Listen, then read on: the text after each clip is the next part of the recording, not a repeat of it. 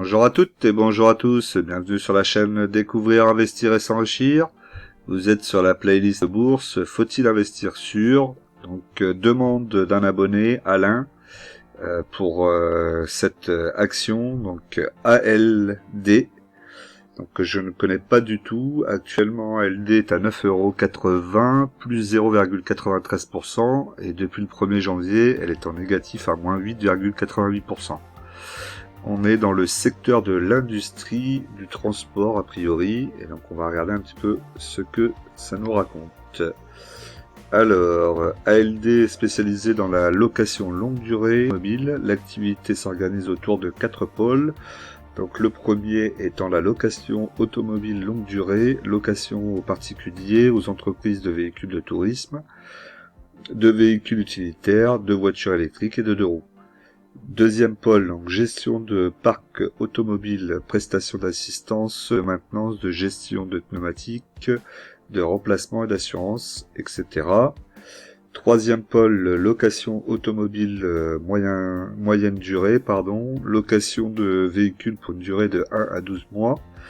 Et le dernier pôle étant la vente de véhicules d'occasion.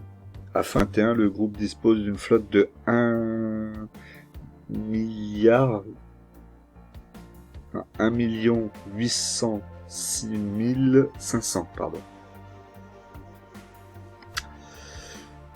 nombre d'employés, 6737. Ok, ensuite, donc on va regarder, ici on a au niveau de l'activité, vente d'activité, on l'a en graphique, donc on a 21,9% consacré au service, 42,8% c'est la location de véhicules longue durée, et 35,2% la vente de véhicules. Voilà, ils sont quand même bien diversifiés, ça c'est plutôt pas mal. Au niveau de la vente par région, donc on a la France 20,1%, Italie 11%, différents continents 10%, l'Allemagne 9%, qu'est-ce qu'on peut... l'Espagne aussi, l'Espagne à 7%, les Pays-Bas, ouais, c'est quand même principalement en Europe. Au niveau des scènes, j'espère qu'il ne m'en voudra pas d'avoir écorché son prénom et son nom. Donc c'est le dirigeant, il a 60 ans, il est là depuis 2020. C'est peut-être pas le fondateur. On retrouve ici dans les administrateurs aussi.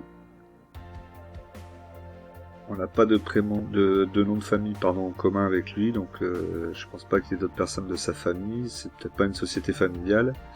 Au niveau des actionnaires, on a la Société Générale, 75,94%.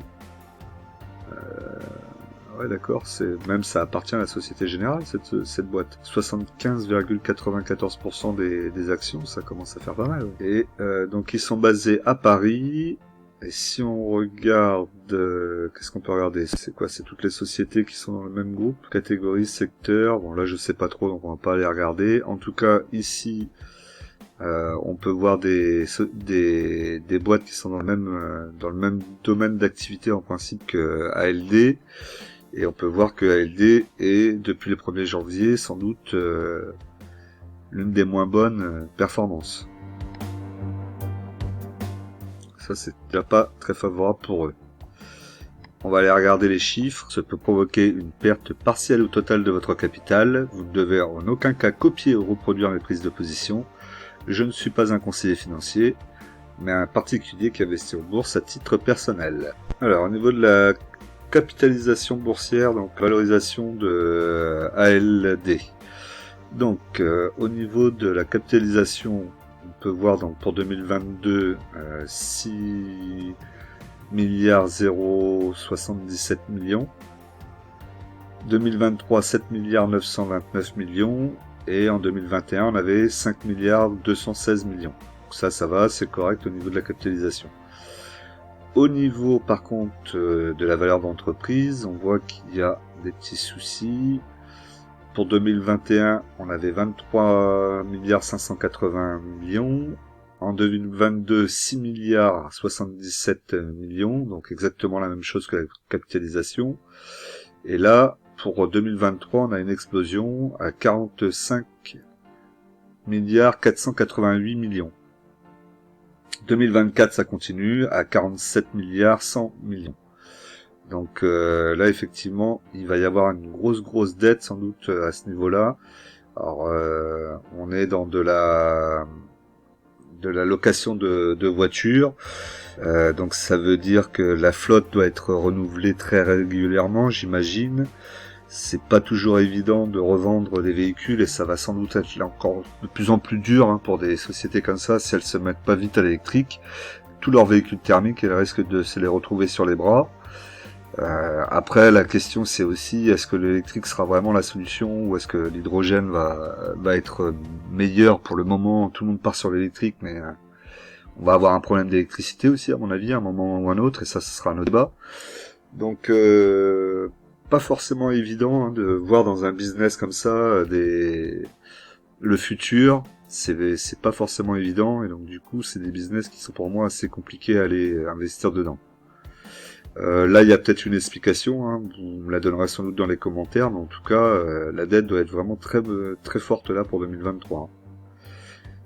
Faut espérer que les capitaux propres la couvrent. Alors ensuite, pour le PER, on a un PER 4,05 pour 2022, donc 4 fois les bénéfices. 2023, 6 fois, et 2024, 5 fois. Bon, ça reste quand même assez bas au niveau du PER, c'est correct. Le rendement, lui, par contre, est quand même très haut, c'est impressionnant. Donc 2021, 8,35%, 9,85%. 2023, 10,5%. Et on voit que pour 2024, il va baisser à 9,85. Ce serait étonnant qu'ils arrivent à tenir un dividende aussi élevé. Qu'est-ce qu'on va regarder d'autre? On va regarder un peu plus bas au niveau du chiffre d'affaires. Donc on a 10 milliards 480 millions en 2021. On a 11 milliards 219 millions en 2022, donc c'est plutôt correct. 2023, on a une explosion du chiffre d'affaires à 19 milliards 656 millions.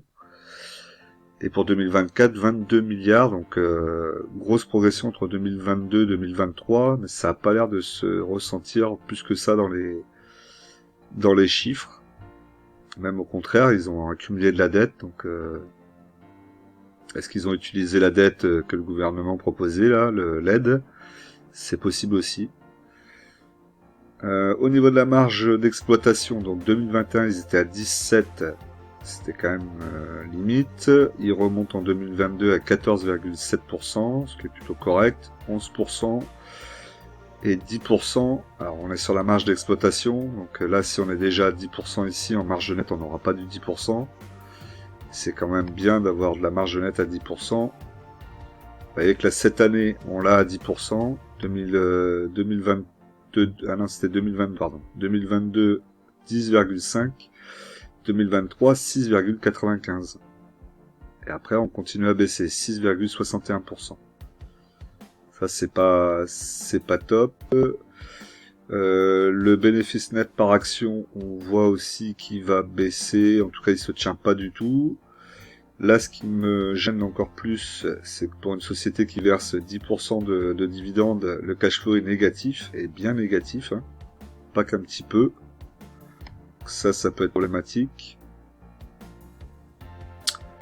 Qu'est-ce qu'on nous dit là au niveau de la notation pour la société? Donc c'est pas une société pour faire du trading, à la note de trading. Et sur la note investissement, on est un petit peu au-dessus de la moyenne, à 59%. Pas extraordinaire non plus. Vous voyez là ici, comme je vous ai dit, là les fondamentaux sont pas bons. Après le reste, ça a l'air plus ou moins correct, mais les fondamentaux sont pas bons, et ça, moi, c'est un truc qui me gêne. Au niveau de la dette, donc sans surprise, très grosse dette. Alors pour 2022, il n'y avait pas de dette apparemment. Et pour 2023, donc on a une dette énorme, 37 milliards 559 millions, qui continue à monter en 2024 en plus. On a un leverage, donc là, vous avez vu le leverage, 21,1. Pour 2022, je l'ai pas, donc je peux pas l'inventer. Mais là, 21,1, sachant qu'en principe, je vous dis toujours qu'il faut pas être au-dessus de 4. Bon, ben là, vous voyez qu'on est très loin de 4. cash flow négatif encore une fois. Le RE, qui pourrait nous donner l'avantage concurrentiel ou pas, il faut être au-dessus de 16%, donc là on était bien en 2022, très bien en 2021, pardon, et là en 2022. Et par contre pour 2023 et 2024, on voit qu'on tombe à 14 et 13 en 2024. Après, comme je vous ai dit, c'est un secteur qui peut, à mon avis, être vite concurrencé avec quelqu'un qui a les moyens. Au niveau des capitaux propres, pour 2023, on peut pas voir pour 2022, on les a, mais on n'a pas la dette, donc ça sert pas forcément. Mais pour 2023, si on regarde, on a des capitaux propres à hauteur de 9 778 millions. C'est-à-dire que ça ne couvre absolument pas la dette. Donc là, pour moi, c'est un peu rédhibitoire, plus le cash flow négatif. Ensuite, on a le ROA, donc, qui est à 5,10 pour 2022, ce qui est correct. 2023 et 2024, il retombe à 3% et presque 2% pour 2024. Donc là, c'est pas top. Par contre, ce que je constate, et c'est là où vous allez peut-être pouvoir éclairer tout le monde sur cette situation de dette, c'est que là, on peut voir que l'investissement sur le CAPEX n'était pas énorme jusqu'à présent, et que pour 2023, il est de 42,3% du chiffre d'affaires, et 2024, 42,8% du chiffre d'affaires. Donc là, il y a peut-être quelque chose qui explique la dette très importante. Quoi, je ne sais pas, mais en tout cas, il y a peut-être quelque chose qui l'explique. On va aller voir le graphique. En tout cas, côté fondamentaux, je ne valide pas du tout la société pour ses fondamentaux. Au-delà même de la dette.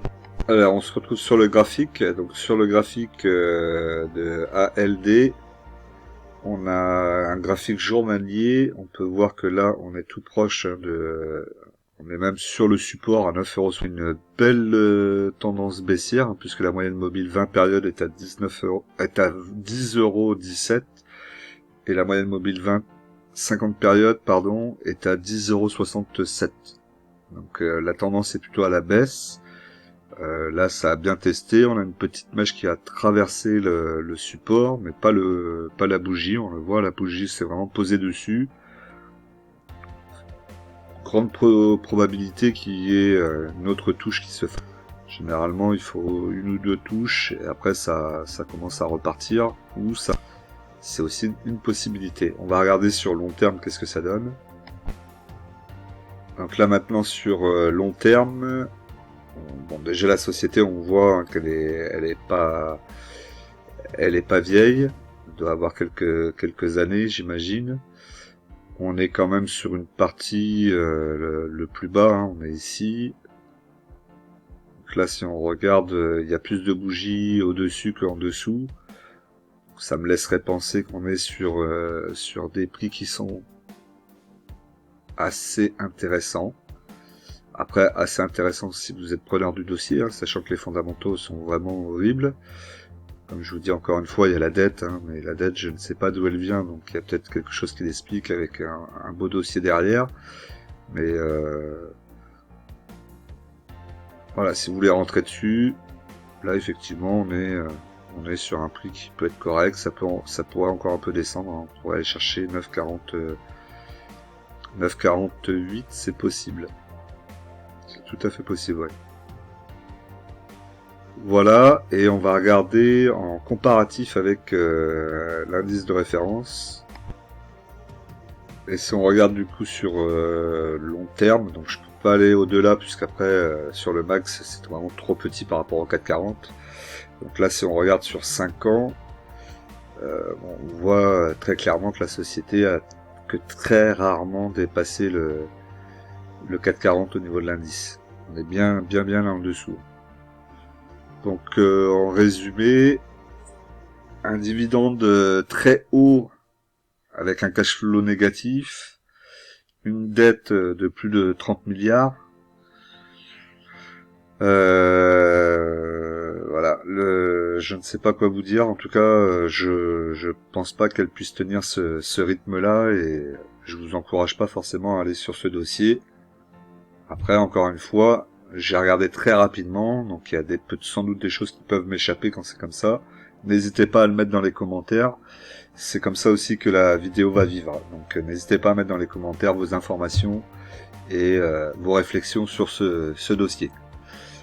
Quant à moi, je vous dis, on n'oublie pas qu'en investissement, les impatients payent pour les patients. Et on se retrouve tout de suite dans une nouvelle vidéo.